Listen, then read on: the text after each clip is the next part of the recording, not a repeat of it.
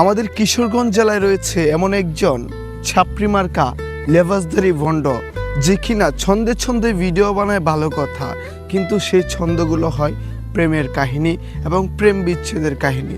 যে ছন্দের পিছনে ব্যাকগ্রাউন্ড মিউজিক ইউজ করে গান, এবং তার পেজে যতগুলো ভিডিও রয়েছে সবগুলোতেই ব্যাকগ্রাউন্ড ইউজ করেছে সেই গান। এবং সে দাড়ি টুপি পাঞ্জাবি রেখে সে কেন এরকম প্রেম বিচ্ছেদের কাহিনী বলতে হবে, প্রেমের কাহিনী বলতে হবে?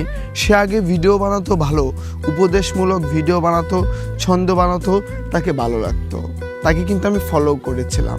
কিন্তু ইদানিং তার বাইকে চেটে, তার হোয়াটসঅ্যাপ বাইকে চেটে তার পেজে কিছু ফলোয়ার বেশি বাড়িয়ে নিয়েছে, যার পর থেকে সে এখন প্রেম বিচ্ছেদের কাহিনী বলা শুরু করেছে এবং প্রেমের কাহিনী বলা শুরু করেছে।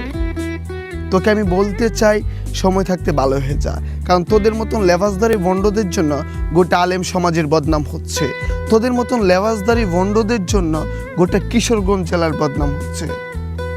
এখন কমেন্টে এসে আবার অনেকে আমাকে গালাগাল করবেন যে তোমার কিশোরগঞ্জ জেলাকে তুমি ছোট করে কথা বলছো, তোমার লজ্জা করছে না? না, আমার লজ্জা করছে না। আবার অনেকে বলবে যে তুমি সেলিব্রিটিদের চেটে ভাইরাল হতে চাচ্ছ। আমি কিন্তু এখানে কারো নাম মেনশন করেই নাই, আমি আপনাদেরকে ইঙ্গিত দিলাম, আপনারা বুঝে নেবেন।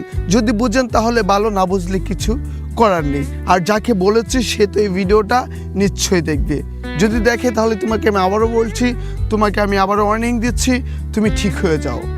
তা না হয়তো বা তুমি যে তোমার ধর্মকে বেছে খাচ্ছ, বিক্রি করে খাচ্ছ, সেটা আপনারা একটু চিন্তা করেন যে কত বড় খারাপ, কত বড় খারাপ যে কিশোরগঞ্জ জেলায় থেকে সে লেবাস ধরে টুপি পাঞ্জাবি দাঁড়িয়ে রেখে সে প্রেমের কাহিনী বলছে, প্রেম বিচ্ছেদের কাহিনী বলছে, আবার তার ভিডিওতে গানের মিউজিক ইউজ করছে। ধন্যবাদ।